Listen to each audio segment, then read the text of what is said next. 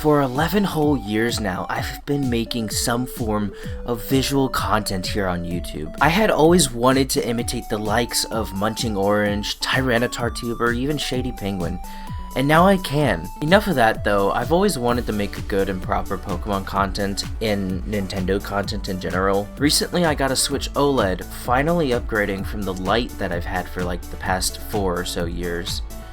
So let's see if I can beat Pokemon Scarlet with Typhlosion. I figured the best way to start is to see if I can beat the most recent Pokemon games with my favorite line of Pokemon, Typhlosion. Fun fact, I actually still have the Typhlosion from my first ever playthrough of the first ever Pokemon game I had, Soul Silver, all the way back in 2010. If y'all want to see stuff like this more from me, I would highly recommend subscribing and tuning in to some of the other stuff I post and stream. Oh, and go check out my Dry Bread, by the way. I'm nabbing this idea from him, and he makes, like, far better challenge videos.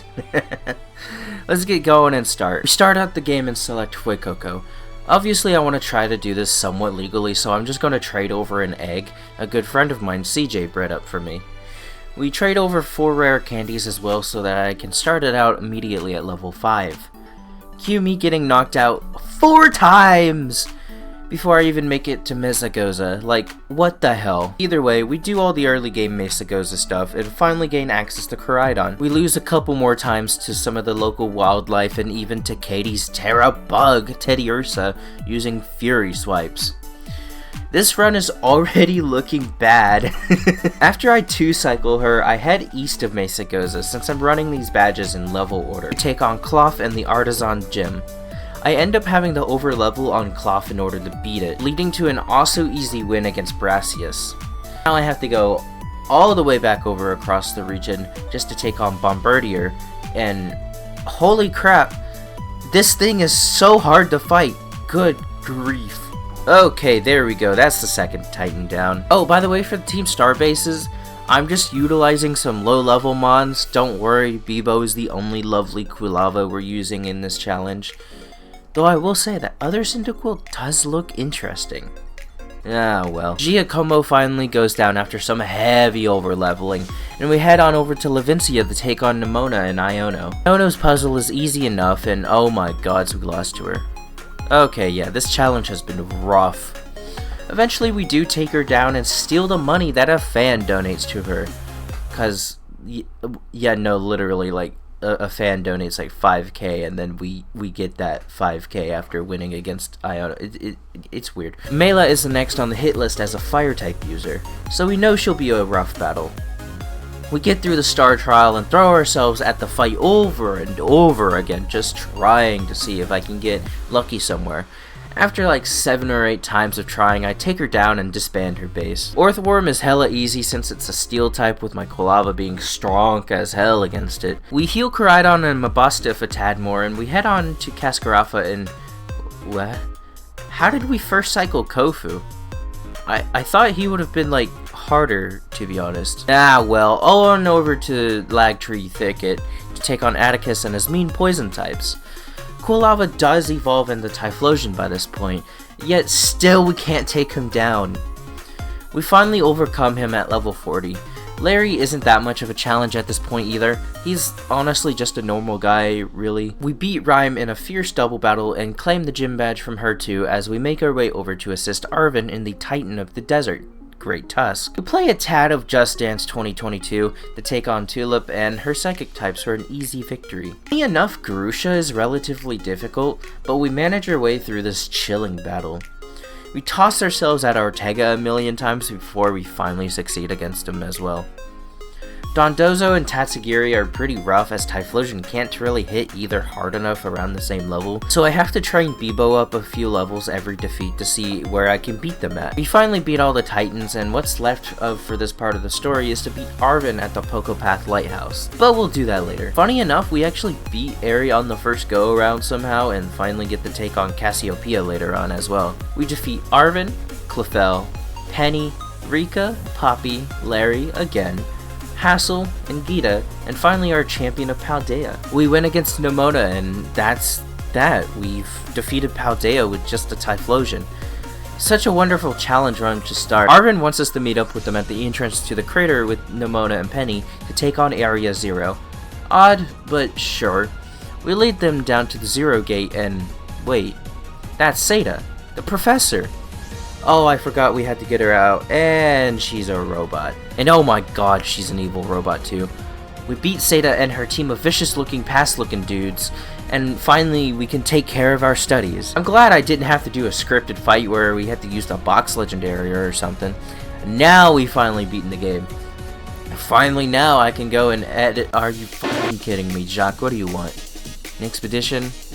Kitakami? Fine. Kitakami's story is fun, but it's short enough to where I was able to sit down for, I thought I'd be able to just beat Ogerpon in one go. It took 17 tries. Okay then, I guess that's why I use it in competitive. Catch Ogerpon and Kieran swears that he'll get vengeance on us later.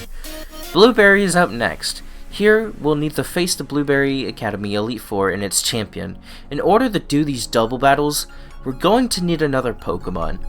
Unfortunately, I don't know where I can get another Pokemon, so I go through the process to unlock starter spawns in the polar biome so that I can catch another Cyndaquil, transfer it to Legends, evolve it into Hisuian Typhlosion, and then transfer it back over. Now we have a Jotonian and a Hisuian Typhlosion, Bebo and Bebo 2. Wait, is that a goddamn shiny Solosis? That has to be shiny. There's no... Oh no! Dave! Fucking evolve! Wait. Okay, it's still over there.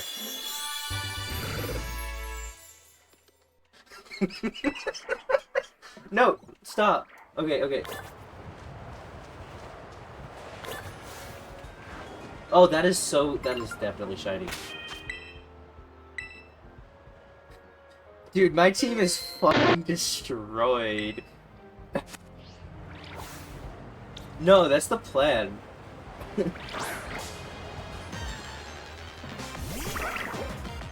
Are you fucking kidding me? We beat Drayden, Amaris, Lacey, and Crispin in some extremely hard battles, even obtaining more of the Typhlosion line to help. Now we have Bebo, Bebo 2, Obebe, Peebo, Dave, and Squeebo. Kieran is an extremely hard fight, but after a few tries I overwhelm his team for one final defeat, and now we're the champion of not just Paldea, not just the savior of Kitakami, now the champion of the Unova region's Blueberry Academy. Kita Enrica talks to us about Area Zero, saying something about the Indigo Desk before making me go down there with Briar, Kieran, and Carmine. We discover the Stellar type and Terapagos. Kieran catches it in a Master Ball, and it promptly breaks out. LMAO loser. He and I take on Terapagos and defeat it. Later on, I'm called into Kitakami to take a look at a weird-looking pillow. My rivals have also joined me on this journey. Pneumonia, as my Google Doc has auto-corrected Nemona to be, gets possessed and we chase her through the region. Only for Arvin and Penny to also get possessed when they could have easily dodged the Mochi. Ugh. We find out that Petulant is behind all this, so we take on Arvin, Penny, and Nemona. Petulant challenges us and we swiftly beat it up. Now, finally, we have beaten Pokemon Scarlet all the way to the end with just Typhlosion. This challenge run was a really fun one since I got to use my favorite Pokemon. Typhlosion means a lot to me, especially since I still have my first ever one. For those not aware, I freaking love Pokemon. More than Minecraft, actually. And I've always wanted to really make content like this. This video, while inspired by my dry bread, I figured would be an easy way to really go through the game with my favorite Mon, and also really show that I can make videos like this now. I would like to thank you all for the many years of watching my content and listening to my music. It's been such a fun 11 years. For context, May 4th was my 11-year content anniversary from when I started making videos on YouTube. And I cannot wait to make even more stuff for you guys. If y'all want to support me more, y'all can check out my public Discord. I also have a Ko-Fi and sell CDs and stickers on my website if y'all want to check those out below in the description. Again, I appreciate every single one of y'all, and hopefully I will have another video out soon. Y'all have a good one, and stay hydrated.